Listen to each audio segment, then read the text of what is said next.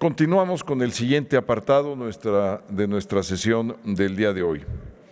Ahora tenemos el capítulo de iniciativas. Iniciamos con la intervención de la diputada Laura Imelda Pérez Segura, del Grupo Parlamentario de Morena, para presentar iniciativa con proyecto de decreto por el que se adicionan diversas disposiciones de la Ley General de los Derechos de Niñas, Niños y Adolescentes, de la Ley General de Educación en materia de desarrollo de habilidades emocionales en infantes y adolescentes. Esta intervención estará deberá estar hasta por 5 minutos. Adelante, por favor. Gracias, diputado presidente. Con el permiso de la presidencia. Adelante. La capacidad de expresar los propios sentimientos constituye la habilidad fundamental social. Daniel Goleman. No es ningún secreto que por muchos años el poder que tienen las emociones en las niñas, niños y adolescentes se ha subestimado, ya que siempre se ha asociado con el éxito las habilidades cognitivas o intelectuales, relacionadas con la memoria, el lenguaje, la concentración, todo aquello medible a través del coeficiente intelectual y generalmente relacionado solo con la herencia. No obstante, parece olvidarse que para nuestros infantes las emociones son el motor de su desarrollo personal integral. Y es que es muy fácil desmarcarse de lo que engañosamente se le atribuye por completo a la persona, su herencia, su voluntad, ignorando la responsabilidad social que todas y todos tenemos. Y hablando de la voluntad, es necesario reconocer la voluntad que hace que nazcan buenos, amorosos y justos padres y madres provenientes de familias con importantes problemas como la violencia o el alcoholismo. Es necesario también reconocer la voluntad de personas exitosas en la ciencia, en los negocios o en el arte, que nacieron sin una sola oportunidad o ventaja, sino con todo en su contra. Sin embargo, pensar que todo depende de la voluntad del individuo es también un grave error. Es una visión individualista que hace pensar en cosas como que el pobre es pobre porque quiere o que el rico lo es solamente por sus méritos. Sabemos que no siempre es así. Y es que hay que entender una cosa. Al ser seres sociales que somos personas, gracias a que vivimos en una sociedad, en una comunidad que nos provee de lo que históricamente ha construido, el lenguaje, la ciencia, la cultura, también como personas nos enfrentamos a todos los vicios y vicisitudes de nuestro entorno. De ahí la relevancia del trabajo que hacemos, porque el Estado, y en buena medida a través de las leyes y políticas públicas, debe garantizar las condiciones idóneas para que las personas por igual puedan desarrollarse plenamente, ser exitosas y también contribuir a su comunidad. Pero el desarrollo emocional o casi no se menciona o totalmente se atribuye a la persona, al individuo. Se suele decir que las emociones y el cómo una persona las expresa y le afectan y, por tanto, cómo establece sus relaciones interpersonales son total responsabilidad de ella. Consecuencia de esto es la creencia, cada vez menos generalizada, afortunadamente, de que una mujer permite el abuso porque quiere, o que una joven simplemente decidió suicidarse, y muchas más. Pero vayamos más atrás. Esas mujeres y hombres fueron niñas y fueron niños que muy probablemente no tuvieron oportunidad ni la ayuda para tener un desarrollo integral adecuado. Hablando de las emociones y su manejo, podríamos decir que a lo largo de nuestra vida desarrollamos o no diferentes herramientas emocionales que nos permiten defendernos, respetar a otras y otros, ser solidarias y solidarios, luchar, elegir adecuadamente una pareja, no consumir drogas, etcétera. Y si no nos ocupamos de esas niñas y niños y adolescentes, si ignoramos este aspecto fundamental de su desarrollo integral, tendremos más mujeres en situación de violencia, más personas en la delincuencia, más ciudadanas y ciudadanos ejerciendo tratos crueles a animales, a personas, sin las habilidades sociales para progresar y contribuir a su comunidad. Ese es el alcance de un adecuado desarrollo en términos emocionales. Algunos autores lo llaman inteligencia emocional como quiera que se le nombre, es responsabilidad de nosotras y nosotros garantizar que las y los educandos y en general toda aquella persona que esté a cargo de la educación y la crianza de las niñas, niños y adolescentes tengan la oportunidad y derecho de capacitarse para coadyuvar al desarrollo de esas habilidades emocionales que pueden hacer la diferencia entre tomar una buena o una terrible decisión. Es por ello, por lo que hoy ante el Pleno de esta comisión alzo la voz en favor de las niñas y niños de México, ya que la presente iniciativa tiene como fin estipular como un derecho de las niñas, niños e infantes y adolescentes el desarrollo eficiente de habilidades emocionales mediante la aplicación de acciones claves en la materia, la identificación, utilización, entendimiento y gestión de forma eficaz y positiva de sus emociones. Lo anterior debido a que entre muchos otros beneficios trae consigo estas habilidades emocionales, el aumentar el rendimiento escolar, mejorar la calidad de las relaciones personales, lo que contribuye a la armonía social, contribuir al desarrollo de las capacidades para comprender y compartir los sentimientos de las y los demás, lo que a su vez permite analizar las cosas desde una perspectiva diferente. Concluyo, presidente, muchas gracias. Mejora la autoestima, lo que muchas veces previene la aparición de trastornos, entre ellos la depresión. Incluso la ONU reconoce que con la inteligencia emocional se puede llegar a tener una sociedad más pacífica. Concluyo, la presente iniciativa busca evidenciar y otorgar la importancia que tienen las habilidades emocionales en la vida de las niñas, niños y adolescentes, y como representantes de la ciudadanía siempre debemos cuidar, velando por su desarrollo integral. Muchas gracias, presidente. Gracias, diputada Pérez Segura, por su intervención. Túrnese a las Comisiones Unidas de Derechos de la Niñez y Adolescencia y de Educación de la Cámara de Diputados. Ahora tiene la palabra, hasta por 5 minutos, el diputado Rodrigo Sánchez Cepeda para presentar iniciativa con proyecto de decreto por el que se adicione el artículo 39 de la Ley Orgánica del Congreso General de los Estados Unidos Mexicanos, suscrita por el diputado Justino Eugenio Arriaga Rojas, del Grupo Parlamentario del PAN. Adelante, señor diputado Sánchez Cepeda.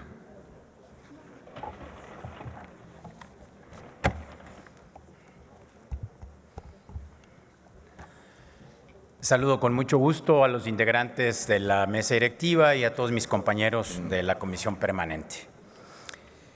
En el grupo parlamentario del Partido Acción Nacional sabemos que la realidad cambia constantemente y que las leyes deben adecuarse en consecuencia, porque de otro modo, con el tiempo inevitablemente se crea una brecha entre la norma jurídica y la realidad social. Por ello, a nombre del diputado Justino Eugenio Arriaga Rojas, redactor de la iniciativa, y de mis compañeras y compañeros del grupo parlamentario, vengo a presentarles una iniciativa que busca que el Poder Legislativo esté al día en materias altamente especializadas y complejas, la inteligencia artificial y la ciberseguridad. En nuestros días, los avances tecnológicos y científicos mantienen un ritmo impresionante que cada vez nos sorprende más. Cada día nos enteramos de nuevas tecnologías, de nuevos programas, de nuevos aparatos, de nuevas aplicaciones que sin duda alguna constituyen mejoras para la vida de la población, pero que también necesitan ser debidamente estudiadas y reguladas por el derecho, a fin de que no se generen riesgos para los derechos de la ciudadanía. Por ejemplo, el 30 de noviembre de 2022, se lanzó un programa llamado ChatGPT, que es un prototipo de chatbot de inteligencia artificial que se especializa en el diálogo. ChatGPT ha llamado la atención por sus respuestas detalladas y articuladas, y apenas en 4 días ya tenía más de 1 millón de usuarios. Este chatbot de inteligencia artificial se perfecciona de manera constante mediante el aprendizaje supervisado y aprendizaje por refuerzo, que permite que el programa brinde respuestas muy similares a las que una persona humana podría otorgar a cualquier pregunta.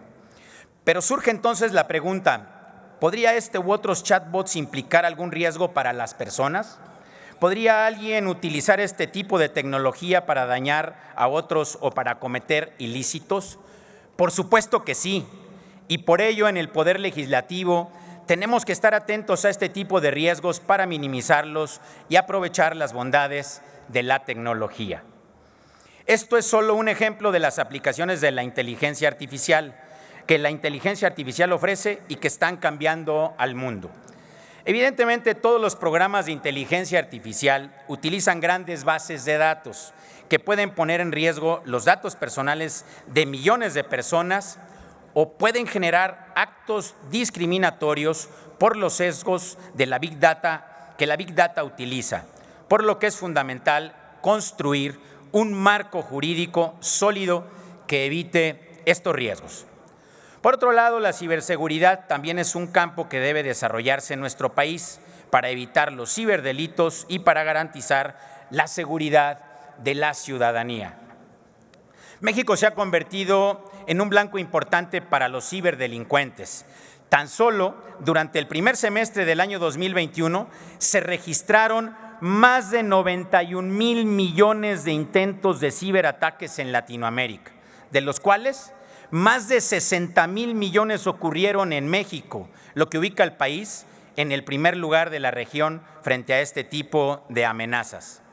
Los ciberataques no solo han afectado a las personas e industrias privadas, sino que también el ámbito gubernamental ha sido víctima de estos delincuentes. En mayo de 2021, la Lotería Nacional sufrió un ciberataque, mientras que en 2022, la Secretaría de la Defensa Nacional sufrió el caso conocido como Guacamaya Leaks, que todos conocemos. Y de igual forma, la Secretaría de Infraestructura, Comunicaciones y Transportes fue vulnerada con las consecuentes parálisis de trámites y actividades en varias áreas. En este contexto, es bastante evidente que la gestión de riesgos y la prevención, así como la sanción de los delitos como la pornografía infantil, el secuestro y la trata de personas, y los fraudes electrónicos debe partir de una adecuada normativa y para ello se requiere que el poder que expide las leyes, el legislativo, cuente con órganos especializados en la materia. Al revisar la composición de las comisiones ordinarias de la Cámara de Diputados del Congreso de la Unión, podemos apreciar que no existe ninguna especializada en temas de inteligencia artificial ni de ciberseguridad. Ello provoca que las iniciativas y proposiciones sobre estos temas se puedan turnar de manera indistinta a comisiones diversas. Ante esta indeterminación, vale la pena reconocer que el desarrollo y cada vez mayor uso de la inteligencia artificial y la cada vez mayor incidencia de ciberataques y ciberdelincuencia, así como la imperiosa necesidad de garantizar la seguridad en el ciberespacio para todas las personas que habitan en este país y que accedan a aquel, nos exigen que la Cámara de Diputados cuente con una comisión especializada en los temas relacionados en este campo. Le pido al diputado Sánchez Cepeda. Concluyo, presidente. Gracias. Por ello, la iniciativa que en este acto les presento tiene como propósito reformar el artículo 39, numeral 2, fracción 27 de la Ley Orgánica del Congreso General de los Estados Unidos Mexicanos para crear la Comisión de Inteligencia Artificial y Ciberseguridad, para que se cuente con un órgano y con personal especializado. Es cuanto, presidente. Muchas gracias, señor diputado Sánchez Cepeda, por su intervención. Ahora, túrnese a la Comisión de Régimen, Reglamentos y Prácticas Parlamentarias de la Cámara de Diputados.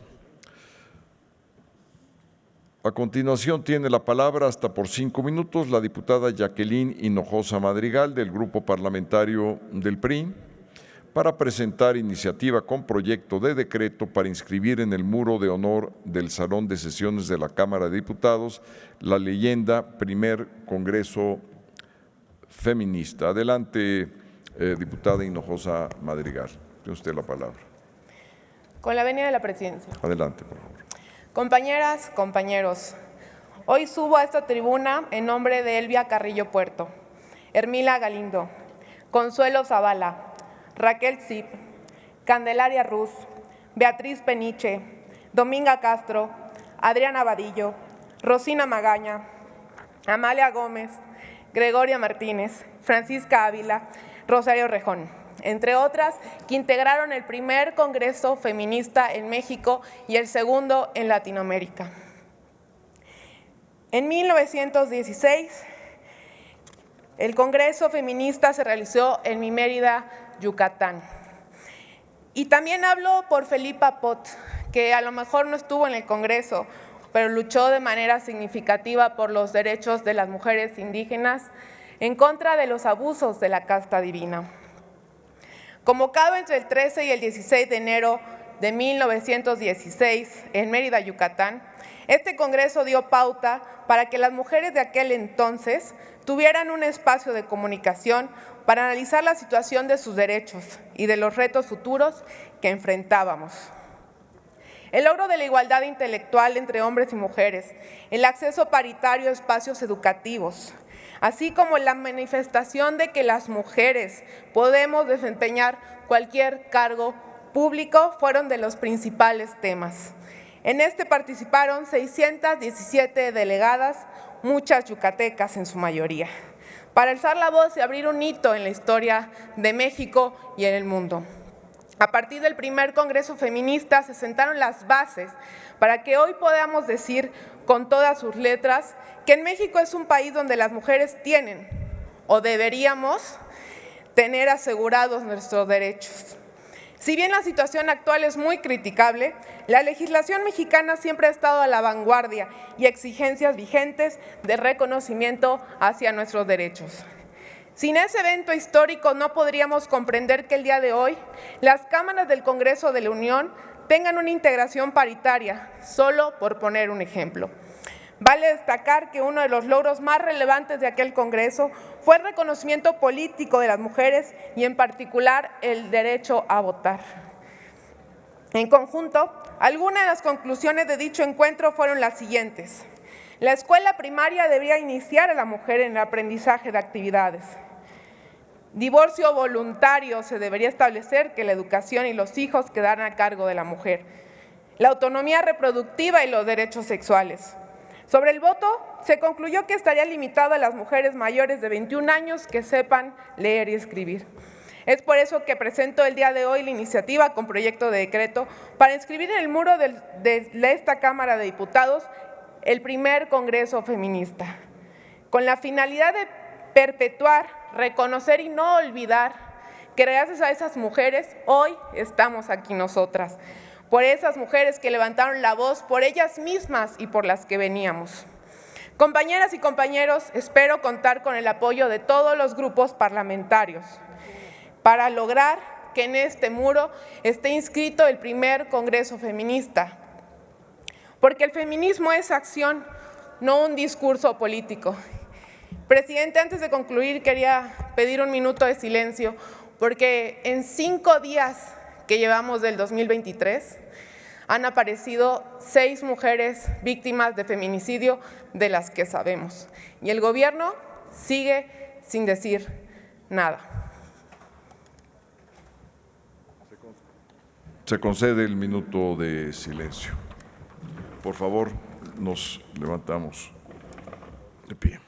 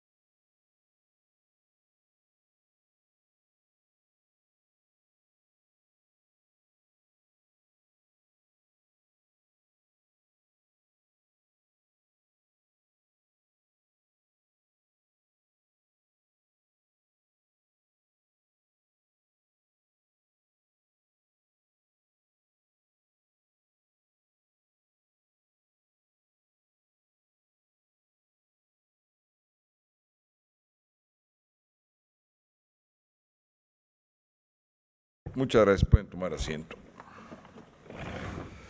Gracias por su intervención, diputada Hinojosa Madrigal. Túrnese a la Comisión de Régimen, Reglamentos y Prácticas Parlamentarias de la Cámara de Diputados.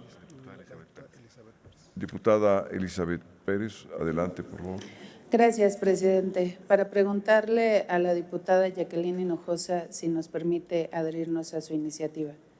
Diputada Hinojosa, está solicitando si puede suscribir la iniciativa que usted acaba de presentar. Adelante. Entonces, ¿sí? Con mucho gusto, compañera. Muy bien. Muchas gracias. Pase usted a suscribirla, por favor. Ahora tiene la palabra, hasta por 5 minutos, el senador Raúl Bolaños Cacho Cue, del Grupo Parlamentario del Partido Verde Ecologista de México, para presentar iniciativa con proyecto de decreto por el que se adicione el artículo 32 y 33 bis de la Ley General de Salud. Adelante, señor senador Bolaños Cacho. Con la venia de la presidencia. Adelante.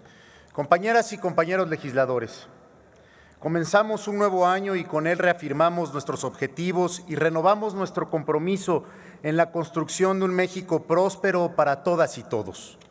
Para este 2023, mantengo la visión de conformar una legislatura que se distinga por su pluralidad, por su tolerancia, que afiancemos la legislatura del diálogo respetuoso, que trabaja para llegar unidos a consensos que construyan los cimientos del México de esta tercera década del siglo XXI.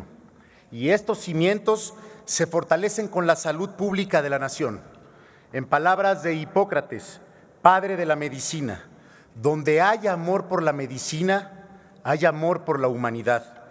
México y el mundo entero vivimos una época de retos y grandes cambios, en la que uno de los más arduos desafíos ha sido la pandemia provocada por el COVID-19. Como sociedad, la emergencia sanitaria nos exigió modificar nuestras actividades cotidianas para rescatar el movimiento económico, político y social y al mismo tiempo mantener nuestra salud a buen resguardo. A lo largo de la historia, la atención a la salud ha sido una de las actividades que más ha evolucionado con el objeto de garantizar tan importante derecho humano, evitar la propagación de enfermedades, proteger a la especie humana y su sano desarrollo. Con ese fin, instituciones como el IMSS, el ISSSTE e instituciones privadas han ejercido la telemedicina mediante consultas médicas a distancia, una medida práctica y funcional que permite atender a pacientes de localidades alejadas. La implementación de la telemedicina constituye una estrategia de gran trascendencia para garantizar el acceso a los servicios de salud. Consideramos que estas prácticas deben de ser homologadas y establecidas en una norma que rija la atención a la salud, sostenida con el uso de los avances tecnológicos sin mermar los progresos que se han tenido en la materia. Por ello, resulta fundamental que en la Ley General de Salud se establezca en primera instancia la existencia de la atención médica a distancia, acompañada de las tecnologías de la información para que las consultas puedan ser atendidas de manera remota o bien consideradas para el seguimiento y control de las enfermedades, así como de revisión de estudios. Las consultas a distancia proporcionan diversos beneficios, como atención rápida y oportuna a los pacientes, acorta las distancias entre el médico y el paciente, permite recibir recomendaciones médicas sin dilación, contribuye al diagnóstico médico. Además, evitan traslados complicados y muchas veces innecesarios, lo que se traduce en ahorro de tiempo y dinero para los pacientes y para los familiares. Permite agilizar la atención médica, al igual que los trámites para la atención oportuna. Asimismo, se reducen gastos en aspectos materiales y humanos, lo que optimiza el uso de las instalaciones médicas para casos de urgencia. En este contexto, presento la propuesta para adicionar un segundo párrafo al artículo 32 y un artículo 33 bis en la Ley General de Salud para que se contemple la atención médica tanto de forma presencial o a distancia por medios remotos como parte del Sistema Nacional de Salud. También se establece que la Secretaría de Salud marque las pautas y lineamientos de dichas consultas con prioridad a las etapas controladas en las enfermedades cardiovasculares, diabetes y cáncer, con el fin de agilizar la atención y el servicio de los pacientes y proteger en todo momento el derecho a la salud y a la vida. El reclamo social en materia de salud se debe en gran proporción a la demora en la atención médica. Este tipo de mecanismos nos debe de ayudar a generar medidas más ágiles y vanguardistas a favor de la salud de la sociedad mexicana. Compañeras y compañeros legisladores, represento al Estado de Oaxaca en el Senado mexicano, entidad que cuenta con 570 municipios, muchos de ellos de difícil acceso para todo tipo de servicios, incluido el de salud. Estoy convencido que en Oaxaca, como en todas partes del territorio mexicano, herramientas como estas pueden permitir que llegue la atención médica oportuna a miles de familias que la necesitan. Gracias a la tecnología con la que hoy contamos, las consultas médicas virtuales brindan la oportunidad de salvar vidas, conservar la salud y evitar la automedicación. Los invito a hacer equipo, a trabajar unidos en favor de la salud de todas y de todos. Los invito y los convoco a contribuir de gran manera para cuidar cada mexicana y mexicano, hasta el último rincón del país, y contribuir con las políticas públicas que permitan como resultado concreto un México próspero y sano por muchas generaciones más. Por su atención, muchas gracias. Es cuanto, ciudadano presidente. Muchas gracias, senador Bolaños Cacho Cue. Túrnese a la Comisión de Salud de la Cámara de Senadores. Tiene ahora la palabra el diputado Jesús Fernando García Hernández, hasta por 5 minutos, para presentar iniciativa con proyecto de decreto por el que se reforma la fracción octava del artículo 2 de la Ley de Aeropuertos, suscrita por la diputada Araceli Celestino Rosas, del Grupo Parlamentario del PT. Adelante, diputado García Hernández. ¡Ánimo! ¡Ánimo! Desde Navolato vengo. A nombre del Partido del Trabajo, con su venia, adelante, presidente, por favor. Quiero referirme primero, antes de tocar a nombre de la diputada Araceli Celestino Rosas, integrante de este Partido del Trabajo, su iniciativa con proyecto de decreto que reforma el artículo 2 de la Ley de Aeropuertos. Siendo de Sinaloa, del distrito 3, que corresponde a los municipios de Sinaloa, Mocorito, Badiraguato, Salvador Alvarado, Angostura y Navolato, donde hoy existe la problemática que todos sabemos. La operación fallida del día 17 de octubre del 19, cuando lo de Ovidio, y hoy otra vez, pero antes fue fallida, y ahora que tiene resultados, también hay críticas. Entonces, errarle y atinarle, yo creo que hay que pensarse. Yo creo que toda familia, que todo ciudadano quiere, desea y tiene por ley vivir en paz, y es la obligación de todo gobierno. Pero escupir hacia arriba es caernos a la cara. Todos los gobiernos anteriores, si buscamos, tendrán cola que les pisen, y es responsabilidad en su momento y en su tiempo. Y yo aplaudo al pueblo de Sinaloa, aplaudo a la gente de Sinaloa que ha aguantado estoicamente. Y yo trabajé de profe en Badiraguato, y en Badiraguato hay gente noble, trabajadora, gente que se la parte por México, gente que verdaderamente tenemos que nosotros reconocerle su trabajo por la supervivencia que ellos tienen en su trabajo, como la agricultura, que se despeñan en ese trabajo para poder producir. No tienen agua, son temporaleros. Y hoy vemos desgraciadamente esto, pero quiero agradecerles y quiero pedirles al mismo tiempo, porque lo que hizo la Guardia Nacional, lo que hizo el Ejército Nacional hoy en Sinaloa, y que lo ha hecho en otros estados y que tiene que reconocerse, sean de derecha y sean de izquierda, que hace falta la situación del Ejército y la Guardia Nacional.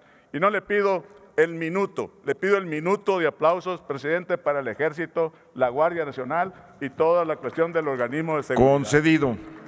Les pido, por favor, que se levanten de sus curules y vamos a atender y a conceder este justo minuto de aplausos.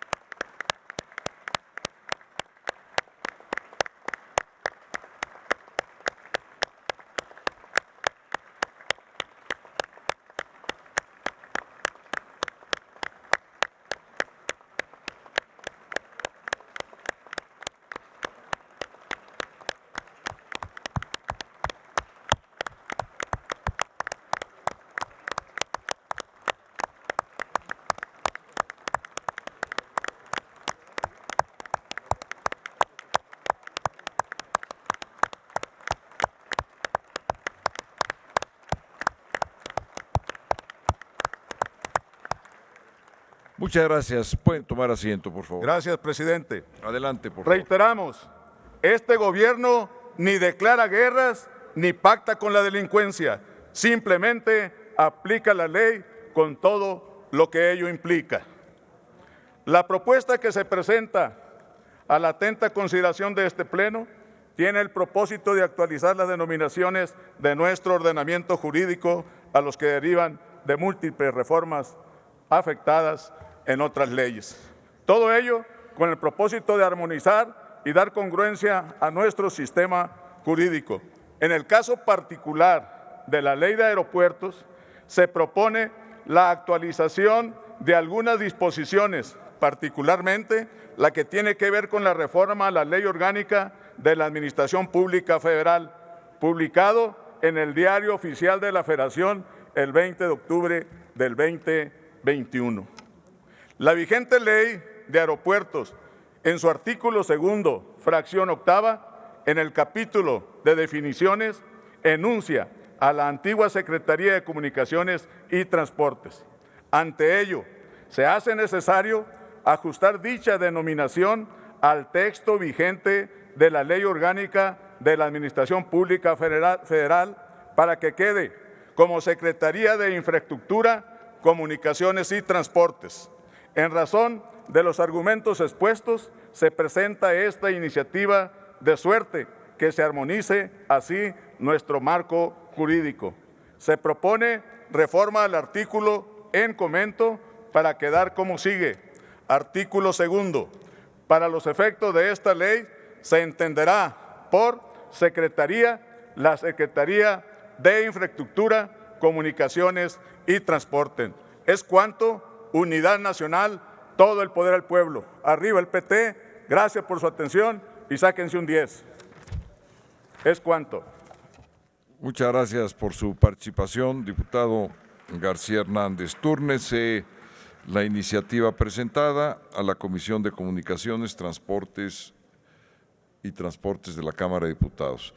Ahora tiene la palabra hasta por 5 minutos la senadora Patricia Mercado para presentar iniciativa con proyecto de decreto por el que se adicionan diversas disposiciones de la Ley General del Sistema Nacional de Seguridad Pública, suscrito por el senador Clemente Castañeda Hoflich, del Grupo Parlamentario de Movimiento Ciudadano. Adelante, senadora Patricia Mercado, tiene usted la palabra. Gracias, presidente. Los saludo a todos ustedes. Honorable Asamblea, el día de hoy quiero referirme a uno de los asuntos más delicados de la vida pública, la violencia e inseguridad que azotan al país desde hace más de 15 años. Y es que el inicio de este nuevo 2023 ha demostrado una vez más una fallida conducción de la política de seguridad. 87 asesinados tan solo el primer día del año, una sangrienta fuga en un penal de Chihuahua y ciudades enteras bajo asedio y control del crimen organizado se unen a una larga lista de eventos y datos objetivos que demuestran que la política de seguridad necesita una nueva estrategia.